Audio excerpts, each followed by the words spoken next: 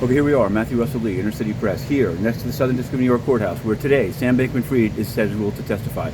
It emerged yesterday at a conference between Judge Kaplan, the prosecutors, and Bankman-Fried's lawyers. Bankman-Fried's team said they had 3 witnesses, and then our client will testify. So we tweeted it then, and we're calling it now. Somehow they still continue to say that maybe the case would end by Friday and they could do closing arguments on Monday. That would be a very short cross by the government, and they have about to swear there. They have a lot of material from all of the various podcasts and TV appearances that Bankman-Fried did as it was collapsing in November, and everyone left him, and he was there in these $35 million condo. Now, where were Joe and Barbara Fried?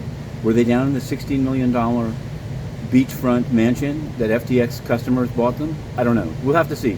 We did an hour-long recap of the whole thing, which you can find on This Week in Startups. But I just noticed this morning that somebody said that it was a very unfair presentation of effective altruism. And maybe it was, and I'm open to hearing more, but the reality is maybe they thought they needed to find a better public face of it. I don't know if Gabe Bankman-Fried was part of effective altruism. I don't know if, Mind the Gap and Guarding Against Pandemics. In any event, the day is about to begin, and so I'm heading in. I will say one thing, I have to say, also on Gaza yesterday at the United Nations, 2 failed resolutions, both shot down. Guterres, suddenly a hero among some, for merely saying there should, for just reading off cue cards.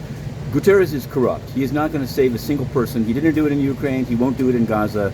The sudden adulity of actually some pretty vicious people is not to his credit. He should resign. That was the call, and he said he wouldn't respond to it. I can say that he's thrown the press that questioned him about his finances out. So he's as arrogant as many of the dictators inside the United Nations. In any case, we'll get back to that beat. Today and probably tomorrow, it's Sam Bankman-Fried all the time, innercitypress.com.